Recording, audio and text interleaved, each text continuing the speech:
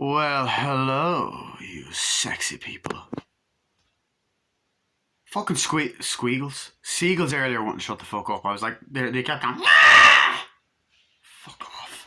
Anyway, sorry. So, welcome to my movie review of Misery, made in the year of 1990, directed by the one, the only, Rob Reiner, starring the late great James Caan, who unfortunately passed away this year, and uh, Kathy Bates. And it's based off the novel by Stephen King. So, what the plot of Misery is. Got this guy, played by James Caan, by the name of Paul Sheldon. He has just written his final book and is ready to publish it. So, but when he finishes a book, he lights up a cigarette and smokes. Then he goes outside, drives his car during a very snowy time, like blizzard kind of thing, and then ends up crashing his car and getting into a bad injury. Goes down the hill or whatever, gets knocked out. Essentially, what ends up happening is he ends up getting rescued by this woman by the name of Annie Wilkes. She fishes him out, opens up the car door. He has flashbacks of when he's talking about certain books and publishing and misery and all that. And essentially, Annie Wilkes fishes him out and brings him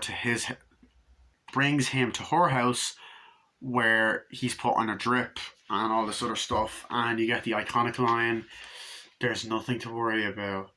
You're going to be just fine. I'm your number one fan." So then he's told that he's been in an accident and that he barely made it out of the blizzard alive, that she saved him. She's a big fan of him, and that she is a nurse and wants to take care of him. And at first, she also says the phone lines are down and the road is blocked, so it won't be out till tomorrow morning or whatever. But the other thing is that fucking whatchamacallit is that she says that she's a nurse and lucky that she's alive and all that, and that things won't be up for tomorrow and out to tomorrow. And then, like, essentially, she seems like a very nice woman at first, but of course Paul Sheldon's wrong. So Paul Sheldon is worried. He wants to talk to his daughter. He wants to get back. He's meant to be somewhere and he's published this book. All of this other crazy fucking shit. So essentially, Annie just begins to start treating him. Just treating him, feeding him, giving him drinks, giving him medication, pills. Just being there for him. You know what I mean? Meanwhile, you have a police deputy who, and his wife, who's also a police deputy. His wife! Anyway, he was a police deputy, and they are trying to find out where Paul Sheldon is because he's been missing, and the agent calls him and up. His book publicist or whatever calls him up and basically says, like, "Where is he? He's been missing for 2 weeks. I'm worried about him and all that. It's not like him to leave." It's like, "Yeah, okay, we'll look into it." So it's like, oh, the famous writer Paul Sheldon is missing. So he goes and investigates and asks, local people, like people in the shop, and all this hotel, goes to this like wooden cabin hotel, asks people.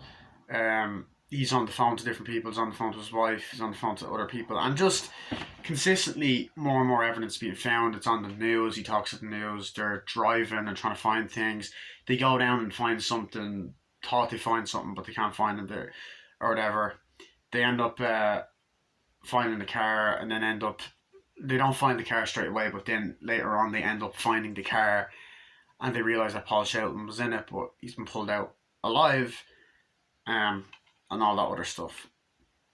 So, and meanwhile, back at the house, Annie Wilkes is continuously treating Paul, and then ends up getting to read Paul's new part of the book. And you're like, oh, fuck, what's happening? So, he says, yeah, you can read it if you want. She's like, oh my god, great.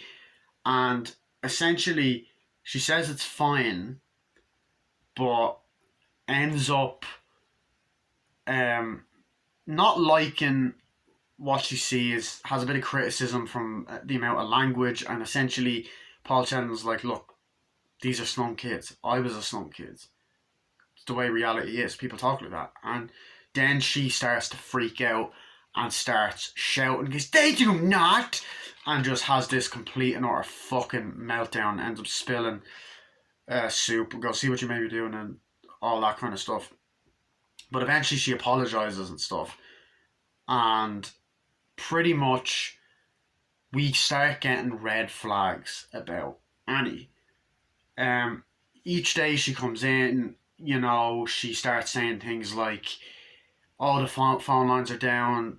One of the roads is open, but one of them isn't," and all that kind of stuff. And could you call my daughter? It's like they're still down. It's like, I'll let them know as soon as you call. Like, I keep trying for him. It's like, I need to see my daughter. It's her birthday today. Oh, I can keep trying and all that. And as the movie goes on, more and more weird things happen. Annie goes on and on about like how much she loves Paul's work just before she reads the thing, and she goes on and on about how much of a poet he is, and just all of this other stuff. And while giving him pills, while eating, and all of that, and then she even goes to the shop and buys the new Misery book, Misery's Child, which is the final Misery book, and eventually she brings us like, "Oh, I got it, I got the first copy, it's amazing," and all that stuff, and then walks in with her pig, who she named Misery, and Paul Sheldon's kind of like, "The fuck," and all that. So as the movie's going on, things are just getting weirder. She comes in each day saying, "Oh, I'm on this page. Oh, it's great. Oh, I'm on this page now. It's great. I'm on this one. Oh, it's brilliant. You're such a poet. You're such a writer." It's like, it's excellent. Isn't even the word. It's great. No, it's not that. This isn't even the word. And just consistently is doing different things and all that. Like, saying nice things. Eventually, one night Paul goes to sleep. She wakes up in the bedroom and fucking comes in, freaks out, saying, "You murdered my Misery," and absolutely loses her fucking temper, essentially. And he knows exactly what's wrong. She goes out the next day, or whatever. And Paul Sheldon right away knows that, no, this woman's fucking crazy. Like, he gets more and more worried as the film goes on. He gets out of the bed and even tries to go crawl to the door, and he's in tremendous pain, Ted. He's in fucking agonizing pain, and gets to the door, and essentially she finds him on the floor and tries to get this thing, and he tries to open the door, but the door is locked. She wakes him up, puts him back in the bed, says, "I apologise, I have a bad temper," blah blah blah. And all that other stuff's like, well, who doesn't let off a little bit of steam now and again, So all of that kind of stuff happens, and yeah, all that kind of shit happens. Meanwhile, the deputies are still kind of looking for him and talking and all that. But as the film goes on, more creepy, weird shit starts to happen. She falls asleep, whatever. Gives him food, and then ends up saying, the next day ends up getting Paul a wheelchair, and he's like, "Oh, it's great to see the other side of the room. So, right, I'll get you this and give you this if you do a favor for me. I want you to write a new book called Misery's Return," essentially. You know what I mean? So Misery's Return, and to do it because this book is horrible. You need to rid the world of this filth, and even gets him a typewriter. So Paul is kind of like, "Okay, you want me to do it," and all that, and essentially before that, I don't know, is it before or after that, she wants him to burn the book, and he's like, you need your rest or whatever. So she wants to burn the copy, and he's like, we don't need to burn the copy, and I have copies at home. It's like, people are gonna read it. No, we must rid the world of filth, because like, of this filth, we need it to be gone now, and she's like, Paul, I know you're lying. You never make copies of your other books. And she starts kind of like being manipulative and throwing the fucking gasoline on the bed. But she puts it on the pig stove, puts it on the thing, lights it on fire. It goes up. She's like, oh my goodness, calms it down. Next day, as I said, she gives him the typewriter, puts him over, tries to get him to write.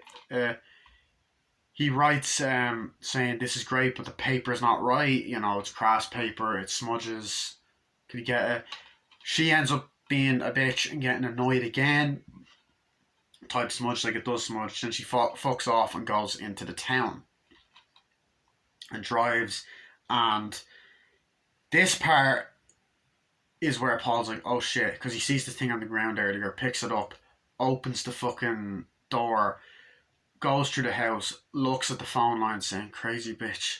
She cut the fucking phone lines. And earlier on, the next morning, she does go, or that night, she goes, by the way, Paul, I never called your family. I lied, you know, and the roads won't be here for a long time. You're going to be here for a while. And you, God forbid anything happens to me, because if I die, you die. So that kind of shit happens. But he ends up going in and looking through the fucking room, and you know, he bumps into this thing, and the penguin like drops this toy penguin, and he puts it in the wrong place, and you're like, oh fuck. But then he goes into the kitchen, try to get stuff, and then no, he's all that stuff, and then Annie's he's on the ground. Annie's coming back driving. He hears her coming in. He gets on the the fucking wheelchair, puts it in his fucking pants and all of that kind of shit. Um, Gets into bed, and she comes in, apologizes. He says that he's in pain and says, please make the pain go away. And it's like, it breaks my heart to see you like this. And eventually, you know, stuff like that happens, and he starts to sit at the table and basically type and type and type and type this new fucking book. But of course, Annie doesn't like it, says the continuity is really, really, really bad. You gotta start over. Almost like a really sinister teacher. I'm sorry, Paul, this is all wrong. And just an obsessed fan who knows literally every single fact about him. Um, and essentially ends up fucking, while he's typing, you know, she freaks out at the fact that there was no continuity in this thing. Eventually starts to write it, then she's like, oh, this is amazing, this is brilliant, I'm gonna, you know, put on Mariachi Records. It's like, you'll have to wait. It's like, oh, so he's typing, and even going like this, and all that crazy stuff, and she's loving it and loving it and loving it. And meanwhile, that's the way the movie goes, and things get more and more sinister. The movie, Annie starts to get more and more sinister. She's watching TV upstairs, you know, and then she ends up, when finishing the book, he has a plan to try and spike her, essentially. And essentially, you know, ends up trying to do that, but she ends up spilling the wine where she kind of knows, and this plan ends up getting ruined. And then another day when she goes out of town for a bit to buy stuff, he goes out again and ends up finding more of the phone lines cut. He finds this old scrapbook that says Memory Lane, and finds out that Annie Wilkes is a convicted criminal who has murdered people when she was in hospitals when she was younger. She murdered babies. She was in prison for a while. Loads and loads of backstory there. He goes in and grabs a knife as well, and when he's asleep, he kind of goes like that. But he also, when he's eating dinner, he cuts like a little hole in the side of the bed, puts the medication in it, and the knife. But eventually he wakes up, and Annie has the knife and the pills or whatever, and essentially no, he doesn't have the pills because he breaks them down. But essentially, she gets a fucking sledgehammer, breaks both of his ankles, his feet, and ties him up so he can't go anywhere. she's a psychotic bitch. That's the scene right there. And essentially, while the sheriff is looking, she's being all happy and stuff, and he's starting to stand up for himself and go like that. Paul, our publisher, starts worrying. And of course, there's that fucking scene where the sheriff comes and she ends up injecting a needle into Paul's neck and throws him in the basement. But as Suspense is walking around and the cop is looking around the house, and he also picks up the Misery's Child book, and before that he actually finds out that Annie Wilkes lives there because she's a bit of a road rager. But he ends up hearing Paul as he's going out the house, goes in, opens it, and he shoots him. He falls down. Annie then with a shotgun, and then Annie has a gun saying, "Here's a bullet, one for me, one for you. We're gonna die together," and all that. He's like, "Okay." He's like, I love you too." It's like, "But the time's not right. We must finish the book." And he's like, "But the time is now." And she's like, "No." And then before that, there's a scene where he's kind of doing that when he's when it's raining, and she comes in severely depressed. This scene right here. And she's depressed because she hates the rain. She has a bullet. She has a gun. She's thinking of putting bullets in. But anyway, as the book goes, they're gonna have dinner. They're gonna have all this stuff before the book. They finish the book or whatever. And as he's about to finish the book, he ends up lighting it on fire, and that's the last straw. She ends up trying to attack him.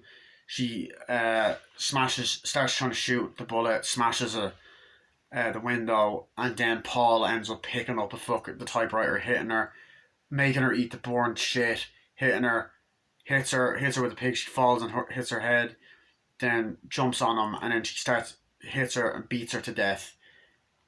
He eventually gets his life saved, and he's then crippled a little bit. He still has he's able to walk with a stick, and then talking about other books and possibly a real life experience book, and then he always sees Annie Wilkes everywhere, even though she's dead. It's PTSD, and someone else says, "I'm your number one fan." So that's the movie in a nutshell. What do I think of this film? I fucking adore this movie. This movie is a fucking classic. Another classic horror Stephen King adaptation that is just amazing. It's an amazing fucking film. First of all, Kathy Bates won an Oscar for this. She deserved it. Her acting is amazing. She plays sinister really well. She plays, happiness and being very nice person very well as well. That rhymed. But she does such a great job with it. Yeah, it's the bright inside. I was just checking. She does such a great job with it. Like when she first meets Paul, you get the shot of the kind of thing, and it's like, "There's nothing to worry about. The drip, you're gonna be just fine. I'm here for you now." And then it just turns up and goes, "I'm your number one fan," and it's her mouth inside, and you don't even see her mouth move. And then the way they do that is great. And then Paul's like, "Where am I?" It's like, "You're in my house. I'm Annie. I'm a nurse. You had a nasty crash. It's helpful. Here, take your pills," and he drinks it like, there you go. You had a nasty accident and all that stuff. And it's all kind of like normal at first. Like, "You're lucky you made out that car alive. I pulled you out. Phone lines are down." It's like, "Oh, can I call someone?" It's like, "The phone lines are down and the roads are black, but they should be out anytime soon. Like, man, if you need anything, just call me," and all that. It's like, "What are we gonna do?" It's like, he's like, "Oh, the phone lines are down. You'll be able to make a call, no bother, eventually, And I love the dialogue between them. It's like, "Yeah, bye." And I love the dialogue between them. I love what she's wearing. Like, it's very old gothic. The house is very old. It's a nice house, but it's old, and it adds to the creepy factor of the movie. And she seems great at first and plays the role so well, and it's normal. He's kind of like, oh fuck. And the one thing I will say as well, you gotta give it to James Caan. The guy played this role brilliantly. He spends most of the movie in the bed, and a lot of big actors are approached for this. Al Pacino, Robert De Niro, Michael Douglas, Robert Redford, I think Christopher Walken, Dustin Hoffman, um, a lot of them, a lot of well-known actors, and even some actors, as I said, like Al Pacino and De Niro, who've actually worked with James Caan. I don't know if Stallone was approached for it, but that was great. He's there like that, like yeah. And then there's great moments where she's like, "Oh, here you go. Here's your pill." It's like, "Yeah, here's some nice food." It's like, "Thank you," and all that. It's like, "Yeah." It's like, "Can I ask you something?" And he's like, "Yeah, sure, Annie." He's like, "Yeah, sure, Annie." And he's like, "I noticed that there's a manuscript. Oh, it's for my new book." It's like, "Yeah, I was wondering if you want to read it." It's like, "Yeah, if that's okay." It's like, "Yeah." "Oh, Paul, I have everything you ever read. I'm such a big fan. I really meant that. You're amazing." It's like, "Thank you. It's great. Oh, I love Misery. Those Misery books are amazing. She's amazing. My Little Misery." It's like, "That's great." It's like, "Oh, Paul," and all that. Um, I love that stuff. And she goes off, reads it. It's like, yeah. And then I love when she comes back and is feeding him the soup and is like, "So I read some of your book," and he's like, "Yeah, and what do you think?" And he's like, "Well, uh, nothing." It's like, "Annie, what's wrong?" He's like, "What's the matter?" He's like, "Well, who am I to criticize the great Paul Sheldon?" It's like, I can. It's okay. I can handle it. I'm well used to criticism. Any bit of criticism would be really helpful." And she's like, "Well, it's ridiculous. Uh, I mean, it's just the way it is." It's like, "What is it?" He's like, "I mean, it's brilliantly written, but what? The language, Paul. I don't like the language. You have a problem with profanity?" He's like, "Yes," and all that stuff. And essentially, he's like, "Well, these are slum kids. That were the times. I was a slum kid. Everybody talks like that." And she goes, "They do not." And then that's the first part.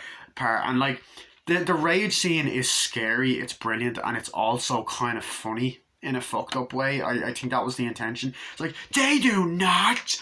Like, I don't go everywhere and say, "You do this." I don't go, "Oh, hi," like out across the street and go, "Hi, Mrs. Thing, could I have some big FNJ?" And it spits the soup. "Now look what you made me do," and all that. And he's kind of like, and it's like, "Oh, Paul, sorry, I gotta clean up this mess. I'm so sorry." Paul walks off, and he's kind of like, "It's fine," and all that shit.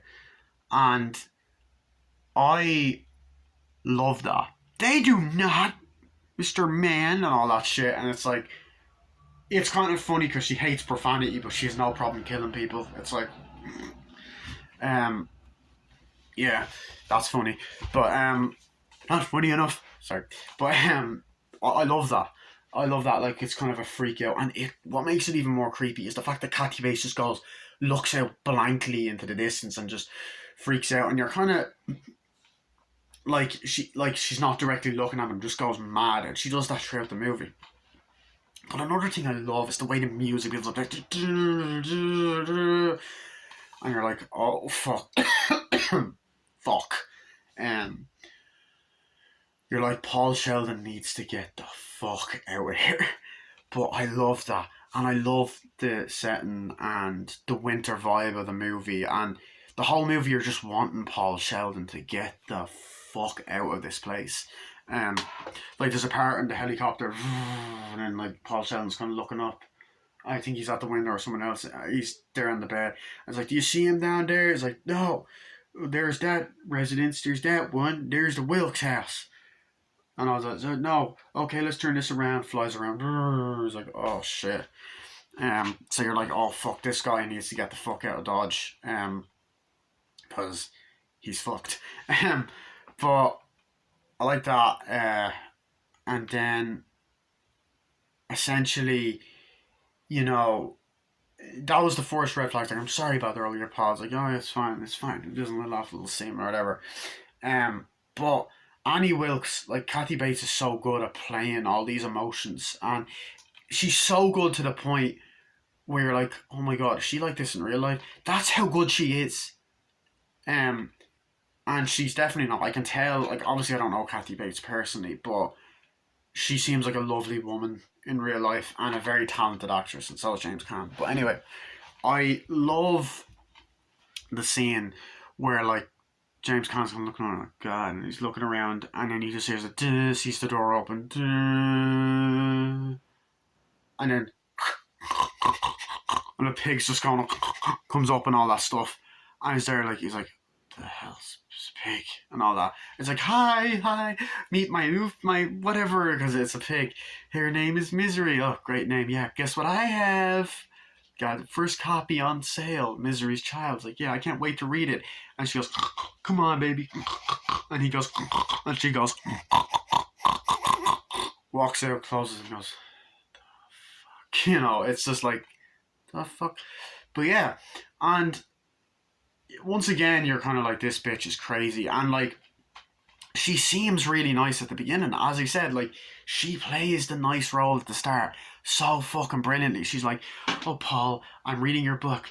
I'm on page 76. It's great. It's like, thank you. And the snow outside and the atmosphere is just gorgeous. It's a gorgeous looking movie. And she's like, it's great. And then it's like, is great insulting? I could take great. And she's like, it's perfect. A perfect thing. Oh, Paul, you're great. And then I love it. She's like, oh, poo, I can't do it. It's just so good and being like that and manipulative and just such an evil, scary bitch. And I love it. I love it. Walks off and like, you know, I love that part where Paul Sheldon's just downstairs and he hears everything going up and he's eating stuff and she's just up there eating and having coke and stuff while watching TV, like living the life. And like, fuck you, bitch. Can you just bring the fucking teddy down for him, like, or something even to read, like something fucking for him to do. Even a porno mag would be nice, you know what I mean? Like, you know. Anyway, joke. That's a joke, by the way. Relax. So I like that. And then the shots outside and just even like the fucking like scene comes down. It's like, that's great. I'm on this page. It's brilliant. Oh, it's great. And she keeps doing it every day. It's great. I can't wait to see it. Night, Paul. Night. And then this next scene is fucking terrifying. A terrifying fucking scene is when Paul wakes up in the middle of the night and just sees fucking Annie standing there over the bed like, you dirty birdie, and all that. You killed her. You killed my Misery, and all that. And he's like, Annie, it was then. It was the 1800s. A lot of people died during childbirth. But the most important thing is her spirit is still alive. I don't want her spirit. I want her.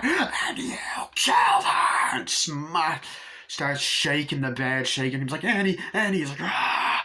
He goes, oh, you better rewrite it. Don't do it. It's like, and by the way, Paul, I never called anyone. So, I just want to let you know, you better pray that something never happens to me. And those roads won't be out for a long time. You better pray something never happens to me. Because if I die, you die. Closes the door like that. And then wakes up the next day, drives off, or whatever. And then, like, the fact is, right, when Paul opens the sheets up and he sees his legs, like, oh, like, you had a nasty fall. Ugh. They've done such a great job at making it look real, because I've had family members and people that have had injuries and their legs are like full on purple, their feet are all fucked up, and the way that he does it is great. And he tries to get out of bed like, and he goes, ah! And he plays that so well. The screams of fucking agony that he has, and he plays so well, and he tries to crawl over. He's like, ugh, and he tries to open in the door. He's like, oh, fuck, and all that shit. And you're like, holy fucking shit, like that is insane. You're like, please tell me that he's gonna be okay, you know. So I thought that was fucking awesome, awesome. But yeah, so that happens, and essentially after that, she wakes up and goes, "Oh, you poor thing." Lifts him up. Goes, "Come on, buddy." It's like easy, but he's like, "Ah, oh, don't be a crybaby. There you go. Get a pillow and all that." And then sits him down and goes, "I'm sorry about last night and all that." It's like, "I shouldn't have lost it." It's like, well, who doesn't let off a little bit of steam every now and again? It's like, okay, fine, and all that, but I want you to do something for me and all that stuff. Um, so I like that. I love the next day where she comes in. "I got something for you, surprise! But you got to do something for him first." Gives it the wheelchair. It's like, okay. It's like, here it is, surprise. Puts him on it and goes, pushes him over and goes, "Oh, it's great to see the other side of the room. Oh, don't kid you," and all that stuff. He's like, "Do you like it?" and all that. And it's like, yeah. He's like, "You have to do something for me. You need to write a new book and all that." And even before that, there's like a great scene, or after, where they're in the bed. It's like, "Okay, you must do something for me. You must rid the world of this filth and all that." And he's like, "You want me to destroy my book?" It's like, yeah. It's like, we must do it. It must go and all that. And she's like, "No." He's like, "I can't do it, Annie. How we don't?" He's like, "We don't need to destroy it. Why don't we? I have a bunch of copies. It's already been sold." It's like, "No, you never make a copy of your book because you said this time and that date, and it's just the definition of an obsessed fan." So she starts like burning the script, and like, it's just a manipulative scene because I don't know if it's great, and she's just pouring the gasoline on the bed, and the camera's going around, and they're like, "Oh fuck, this bitch is crazy."